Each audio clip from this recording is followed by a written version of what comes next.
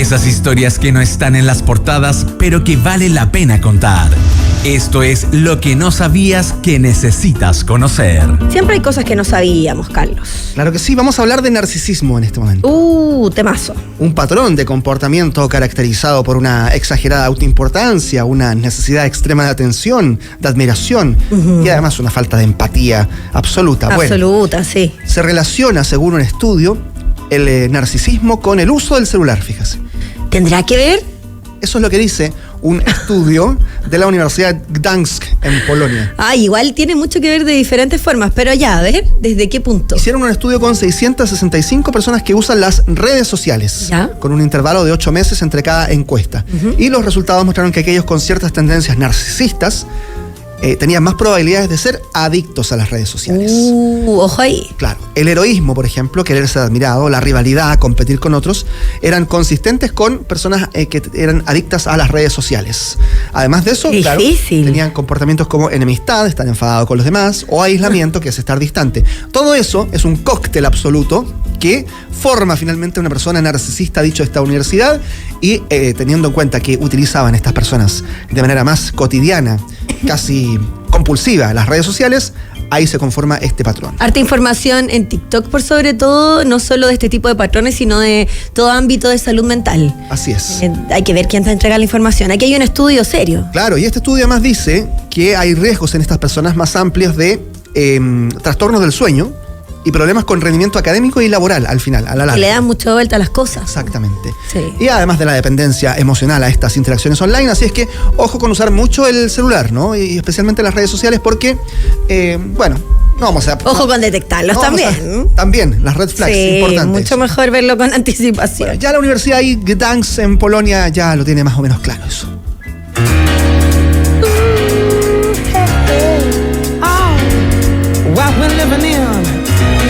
El inconfundible ritmo de Jamiroquai, Virtual Insanity, escuchamos a esta hora de la mañana. ¿Por qué, Carlos? Porque estuvo en el concierto de Dua Lipa en Wembley, en Londres. Masa mezcla. Claro, Dua Lipa invitó a JK a su escenario a cantar esta canción precisamente, Virtual Insanity, uno de los principales éxitos a nivel mundial de Jamiroquai. El más característico, diría yo, sí. Tiene que ver con esta gira mundial de Dua Lipa donde está invitando o haciendo guiños a la música local en cada escenario en el que va. Estuvo cantando Rafaela Carrà en Italia. ¡Ay, qué bueno! En España cantó la canción Héroe de Enrique Iglesias. Sí, que fue todo un tema porque habla bien español Dua Lipa. Claro, perfecto. Y ahora entonces en Wembley dijo, bueno, voy a invitar a JK y cantemos Virtual Insanity porque, Jamiroquai ha cambiado la escena y ha sido un pionero en su estilo en Reino Unido. Está animado Dua Lipa además porque está comprometida. Sí, está comprometida. Las personas comprometidas son muy animadas. Sí, oye, mira, sí. Sí, oye, ¿qué va a pasar en Chile? Parece. Sí. ¿Qué va a pasar en Chile? Viene a Chile, sí. ¿Qué va a cantar algo? ¿Qué va a cantar? ¿Con quién podría cantar? ¿A quién va a subir al escenario? A los tres. Puede ser, a los Sería Jaivas. bueno, sí. Va a cantar Suben a ser conmigo, hermano. Con Fran Valenzuela podría ser. También podría ser. Mira, ese sí que sería una buena reunión. Sí. O Noche de Brujas. Estamos dando ideas, ¿no? Claro, un Canela también. Canela con Dua Lipa, bueno. Ya sabemos, hay muchas apuestas que se están haciendo en torno a Dua Lipa y su gira mundial. No sabías que lo necesitabas hasta ahora. Escuchas Hora Clave. Con debate y todo se cerró el fin de semana de cara a las primarias presidenciales, en donde hubo temas que destacaron, hubo algunas frases que también marcaron lo que se viene para la decisión frente a la papeleta, algo que vamos a observar durante toda la semana y que también las últimas encuestas, que ya no podemos mencionar, han dicho algo que vamos a tener que corroborar. Para analizar esto y más, estamos con el analista político y amigo de la casa también, Nicolás Freire. ¿Cómo estás, Nico? Hola, bienvenido. ¿Qué tal? ¿Cómo están? ¿Todo bien y tú? Bien también. Oye, de la Pontificia Universidad Católica de Valparaíso. De la Pontificia Universidad Católica de Valparaíso también. Profesor y además vienes desde hace muchos años ya. No nos veíamos presencial hace un tiempo, pero no hace mucho tiempo que frecuento esta casa con mucha alegría por lo demás. Y hartas cosas han pasado, por sí, ejemplo. Sí. Primarias en las izquierdas. ¿Viste el debate? Lo vi y la verdad de las cosas es que mi primera reflexión mientras veía el debate ayer era de qué diablo voy a hablar mañana, porque en realidad creo que ese es el primer diagnóstico. Fue un debate bastante aburrido para los términos de que uno se espera el debate, ¿no? Primero, permíteme, pero en un formato que nadie entendía, yo no entiendo ahí si hubo una preparación de los equipos, los candidatos. Ya la presentación de los bloques ya a mí me mató. Fue como, ya, ok, explíquelo de nuevo, porque... Fue terrible, y más allá de que no lo entendieran, fue a mi juicio, obviamente, un formato que no propiciaba mucho lo que busca el debate, ¿no? Que es la interpelación, un poco generar la polémica y buscarse entre los candidatos. Y como no lo entendieron, yo creo que no lo supieron aprovechar. De ahí, más allá del tema del formato, yo creo que fue un debate en donde nadie comprendió que se trataba de una última oportunidad, por lo demás la más importante que han tenido. ¿Por qué? Porque en horario prime, porque a nivel nacional, porque transmitido no solo por radio, sino que por televisión también. Streaming también. Además, en donde podían haber jugado las cartas de que se usan en los debates, ¿no? Y en esa confusión, en donde parecían todas también desorientados, yo creo que termina, así como haciendo la raiva la suma, termina beneficiándose Janet Jara, a mi juicio, en el debate. ¿Es la ganadora del debate? Es que ahí voy. Termina beneficiándose sin hacer nada. O sea, ¿qué hizo Janet Jara para poder ganar el debate? Nada. No, ¿y qué debía hacer? Nada. Al mismo tiempo, es un poco eso. Yo creo que va... ¿Y por qué? Voy a estructurar un poco lo que estoy tratando de decir.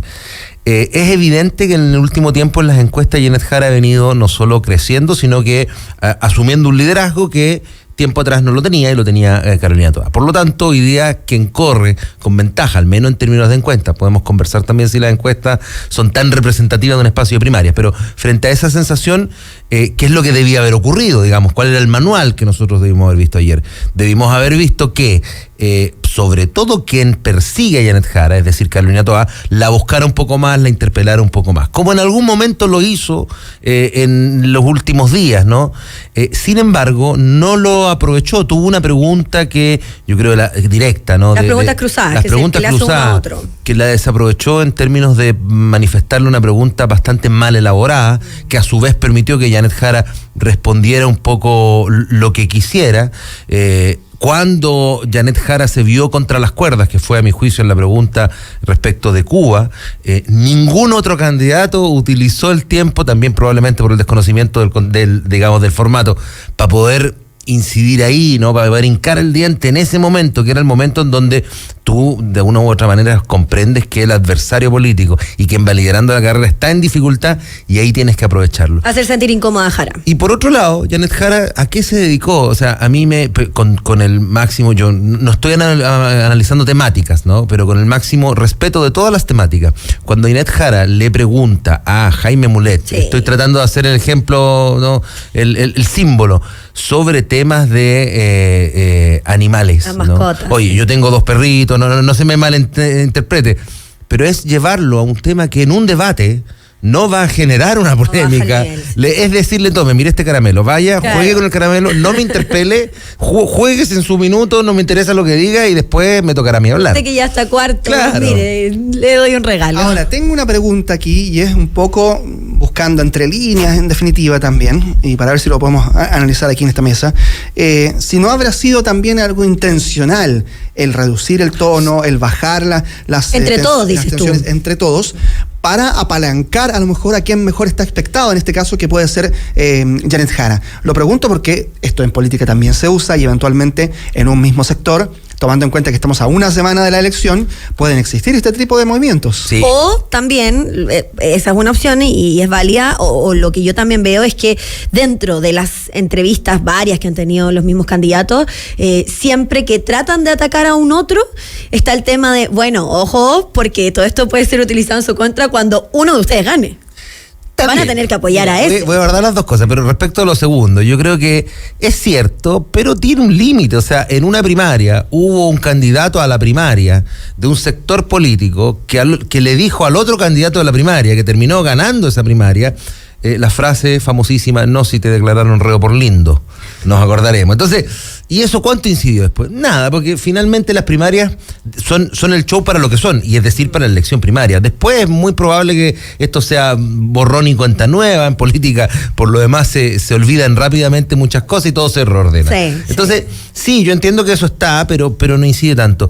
Lo que señalas tú, Carlos, a mí me parece que puede efectivamente haber algo de intencional, y agrego otro elemento, pero no necesariamente voluntario. Yo creo que esto, si tú así me preguntas, no tengo la completa certeza, como no tengo dudas. No tengo pruebas, tampoco dudas. Pero desde La Moneda ha habido un llamado importante, con reuniones inclusive a los partidos políticos, en donde la principal pedida es bajar el discurso, bajar la polémica, porque evidentemente termina, yo creo que afectando otra cosa, que no es necesariamente la primaria, y es que está más o menos cuajando, sobre todo después de que la Federación Regionalista decide expresar públicamente que no va a ir en una lista única.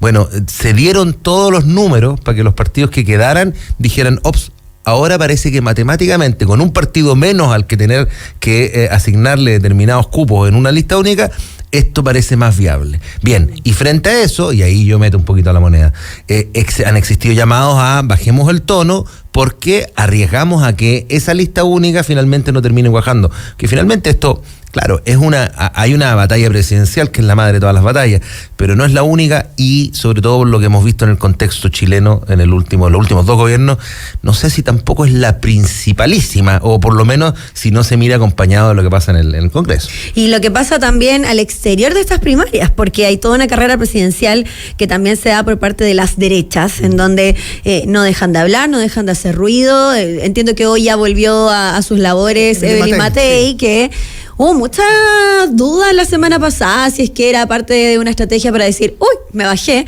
como en algún minuto lo hicieron otros candidatos, pero también está, por otra parte, la constante tirada de riendas hacia Johannes Kaiser de que si iba a bajar su candidatura o no. Kast por sí solo es otro tema, y lo que se habló también durante el fin de semana, y lo conversábamos fuera de micrófono, pero esta entrevista a Cristóbal Belolio, que él apuesta de que una primera de que se pasaría a segunda vuelta con Kast, claro, y Matei. Ya no le extrañaría. Partamos por ahí. Lo que dice Cristóbal, y obviamente yo comparto hasta un cierto punto, ¿ya? Es lo siguiente, bueno, en el dado escenario en el que pase Janet Jara, existe en Chile un clima, ¿no?, que por cultura política, por así decirlo, tiene animadversión hacia el Partido Comunista, es, digamos, una cultura anticomunista, etcétera, que probablemente haría que las opciones se generaran entre Kast y Matei. ¿Por qué? Porque dice Cristóbal, quedaría descubierto el centro político. Uh-huh. Ese centro que también es de Toa. Ese centro que también es de Toa. Y que no votaría por Jara. Exactamente, y que Evelyn Matei podría, obviamente, siendo taponeada por la derecha, porque está José Antonio Kast digamos, cubierto en ese espacio, lo iría a conquistar, permitiría que incluso Evelyn Matei moderara su discurso, pareciera progresista dentro de llegar a ser una carta casi de C. Claro. Y en ese contexto, dice Cristóbal, bueno, es muy probable que los números den para que pase José Antonio Kast y Evelyn Matei. Yo estoy de acuerdo, salvo que existe un escenario, creo yo, y que es el escenario en donde José Antonio Kast crezca mucho. Es decir, en el dado hipotético que Janet Jara gane la primaria, pero que de aquí a la primera vuelta José Antonio Kast siga creciendo, dicho sea de paso, no podemos hablar de esto, pero como lo ha venido haciendo, incluso antes del periodo de la veda electoral, al punto que prácticamente le arrebata el liderazgo de las encuestas, le arrebata el liderazgo del posicionamiento electoral a Evelyn Matei. Bueno, en ese espacio en donde se daría esta competencia de lo que han llamado los polos, ¿no?, la extrema derecha, la extrema izquierda, yo creo que ahí se abren espacios más visibles para outsider. Uh-huh. ¿Qué outsider? Hay varios juntando firmas, desde Marco Enrique Benami a May Nichols. Parisi no lo pongo tan un outsider de centro, pero yo creo que también, bueno, también se le abren espacios a aquellos que hoy día juntan firmas. Mira, pero también la política va cambiando tanto, porque si esta conversa lo hubiésemos tenido hace ni siquiera 2 semanas y media atrás, el contexto habría sido lo mismo, pero yo dentro de los outsiders habría puesto a Orrego, hoy día descartadísimo. Totalmente descartado. Pero por eso digo, ahí va, y eso, ¿qué cosa menos mal que no lo alcanzamos a decir, ¿eh? Claro, porque habría sido... habría envejecido muy mal. En algún minuto lo fue, o sea, de hecho, sonaba fue muchísimo, una carta mucho. Hasta para el sector bacheletista. Y ahí es donde yo digo, volviendo un poco a las primarias, claro, queda nada, se acabaron los espacios, digamos, más visibles, pero hay ventanas de oportunidad que se pueden abrir. Y las ventanas de oportunidad, generalmente a pocos días, van dadas, la receta de la ventana de oportunidad dice la polémica. Sí. Y yo creo que ahí hay, yo creo que el comando de Janet Jara o la candidata, que a mi juicio la ha hecho muy bien como candidata, ¿no? Ha puesto ella su imagen personal por delante y por sobre la imagen del partido, un poco cubriendo todos los espacios de crítica que existen por el tema de cultura política. Pero apareció un factor que la semana pasada fue como que relevante en algunos días y que en cualquier momento, a mi juicio, vuelve a aparecer y que podría pesarle incluso a pocos días, que es el factor Jadwe. Es decir, en la medida que siga Jadwe generando algún tipo de polémica, que por lo demás, perdonen, pero... También le sacaron un poco lustre a ese muy tema. poco, es que justamente eso te iba a decir, o sea, ayer... si tú de las preguntas que uno se pudiese imaginado, o sea, yo me imaginaba que alguno tenía anotado, oiga, usted dijo que Jadwe no va a entrar en su comando, perfecto, pero va a estar en su segundo piso, va a ser ministro, claro. ¿Cuál va a ser su rol en el gobierno? Estaban muy ordenados ayer. Estaban muy ordenados, o sea, nadie le sacó el brillo que podía tener. Sí. Bueno, dicho eso, esa yo creo que es una de las ventanas visibles, pueden haber otras, que a pocos días terminen movilizando, y este es el punto, que un sector político que no es el propio. Es decir, yo creo que ahí está donde se juega, es decir, ya no es el cuánta gente va a votar, porque yo creo que la cifra, la que sea, ya está más o menos establecida. Es muy difícil movilizar en un último espacio de campaña si no hay una épica, una cuestión rarísima que ocurra en este caso. Algo en la franja, no sé. Pero sí es posible a partir de la emocionalidad, el temor y movilizar a otros sectores políticos que podrían hacerlo, independientes de derecha o de centro derecha, justamente a partir de factores exógenos que no son controlables. Igual la última semana es importante, sí. Miren que hemos visto cosas que cambian todo el escenario en los últimos días. Ahora, la experiencia para aquellos opositores al oficialismo, digamos, para la oposición en general, para aquellas personas que comulgan con las ideas de oposición. La experiencia de la elección pasada también juega un rol, porque efectivamente se supo, hay certezas, de la participación de personas de derecha política que decidieron ir a votar por Boric para que no apareciera Jadwe en la papeleta final. Pero eso implicó un crecimiento tal de Gabriel Boric que termina hoy día que termina hasta el día de hoy en la moneda, digamos. Fortalecimiento. Para ellos fue una situación que en algunos casos incluso llega a ser traumática, y entonces hoy día esa experiencia también puede pesar a la hora de decir, iré o no iré a votar en esta primaria. Sí.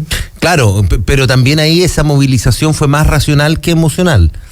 ¿Por qué? Porque en ese entonces se fue a votar en contra de Jadwe, lo que significaba votar a favor de Boric, no tanto por el contexto que Jadwe estaba representando, sino que también por las propuestas de Jadwe. Recordemos que tenía una propuesta de el famoso Ministerio de Comunicaciones, sí, su postura respecto de Venezuela y de Cuba no tenía matices, como hoy día sí la tiene la Pero como alcalde también. Entonces, entiendo, hay algo de similitud, pero la diferencia, creo yo, es que esa movilización fue más pensada, más racional, la movilización a la que hoy día podrían apostar, si es que evidentemente algún candidato en las primarias siga apostando a arrebatar el liderazgo que tiene Janet Jara, va más por el lado emotivo, va más por decir lo que Jadwe representa, no lo que Jadwe de una u otra manera propone, ¿no? Y más allá de lo que la candidata, porque Janet Jara también salió muy bien cuando le preguntan sobre Jadwe respecto de, bueno, si va a integrar o no va a integrar su comando, y ella lo descarta, pero eso no quita que siga siendo un elemento gravitante dentro de la conversación, ¿no? Sobre la primaria y sobre su elección. Sí, dale. Como también se utilizan los espacios, me quedo dando vuelta a eso que tú decías, Nico, porque desde los candidatos a primaria ya observamos que no se aprovechó muy bien y no les queda tampoco tanto para aquello, no hay otros otra instancia masiva, pero el candidato José Antonio Kast sí lo aprovechó muy bien en este encuentro en el que no paró de hablar, a pesar que le apagaron el micrófono, y algunos lo tomaron como parte de su estrategia, parte de lo que él hace, no solo para llamar la atención, sino que para que sigan hablando de él. ¿Tú encuentras que estuvo bien? No, yo encuentro que es una falta de respeto, claro. Pero esa es mi opinión, de que se logró su cometido. Si es que era parte de su estrategia, claro. Hablaron todo el fin de semana, o sea, sí, todas las columnas estaban cuando no tienes una primaria. Tú dices en lo efectista. No sé si era parte de la estrategia o si de verdad fue algo de guata, digamos, en buen chileno, de José Antonio Kast. Claro. Pero eso sí es aprovechar las instancias que hay, porque tampoco son muchas. Sí, yo lo que digo es que cuando no tienes son dos cosas. Primero, cuando no tienes una primaria, el factor de éxito de las acciones que pones en práctica, una de las maneras de medirla, más allá de si es bueno o no, que pasa en un segundo plano, es si logras a tener algún tipo de atención mediática, porque debería ser difícil. Creo que en esta primaria no funciona tan así porque se le sacó poco lustre, por así decirlo, en el sector oficialista, pero debería ser más difícil tener espacios mediáticos. En ese contexto, claro, lo que hace Kast tiene, digamos, un primer impacto. Y lo segundo tiene que ver también con el contexto. Era un espacio. Yo creo que si hubiese estado Evelyn Matei, sí, no ocurre. Justo no pudo estar por el tema de salud. La estrategia de Kast ha venido siendo aquella de moderarse. ¿Por qué? Porque quien crece a la derecha es alguien que no le representa un riesgo, que es Kaiser.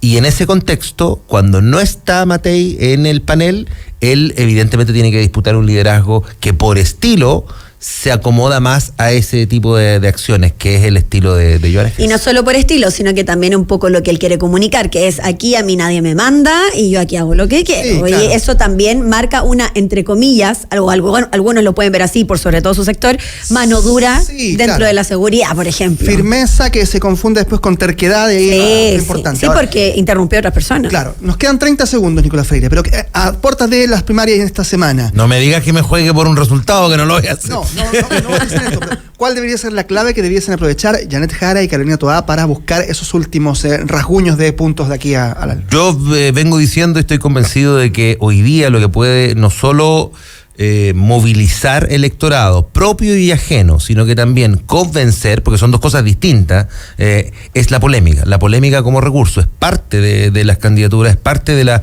elecciones, es parte de las primarias. Y hoy día existen elementos polémicos. O sea, así fue más polémico el Frente Amplio, sobre todo con Gonzalo Vinter en conferencia de prensa con la misma Janet Jara. ¿Y por qué concentro tanto en Janet Jara? Porque es evidente que va ganando. Si no hay una cuestión, claro, aquí de es que es el caballo que hoy día tienen que alcanzar. Por eso los ataques. Y entonces, ¿qué es lo que debería ocurrir? Generar espacios de polémica con la candidatura que está liderando, y para eso hay muy poco tiempo de aquí al domingo. Nicolás Freire, muchas gracias por acompañarnos esta mañana. Gracias. Muchas gracias. Vamos a seguir viendo cómo continúa el escenario, queda poco tiempo. Así es, faltan 2 minutos para las 9 de la mañana. Muchas gracias por acompañarnos en esta primera edición de Hora Clave de la semana. Estaremos hasta el viernes acompañándolos con la actualidad en una semana que va a ser súper política, sabíamos, pero además con mucho ojo también en lo que pasa a nivel mundial. Nos vemos durante todo eso. Viene Clave Morse, que esté muy bien. Con Daniel Fajardo, nos vemos. Chao.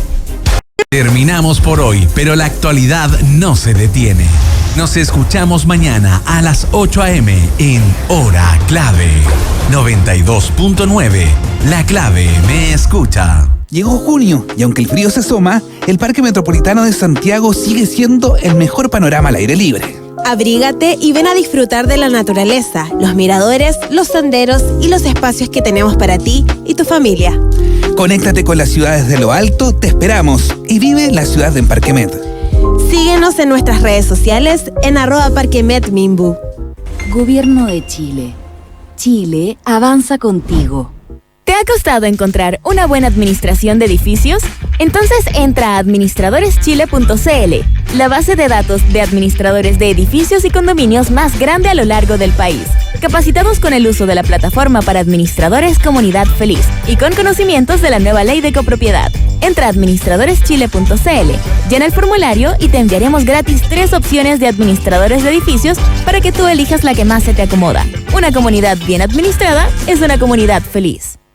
Lo bueno de ser una pequeña rana de Darwin y no medir más de 3 centímetros es que aún una pequeña poza en el fondo del bosque supone una buena piscina para nosotras. Sigue escuchando Voces del Bosque, nueva temporada. Un podcast donde aprendemos a conservar el presente para construir el futuro. Disponible en Spotify y YouTube. Lo bueno de ser renovables es que está en nuestra naturaleza. Arauco, renovables para una vida mejor. Comunidad Feliz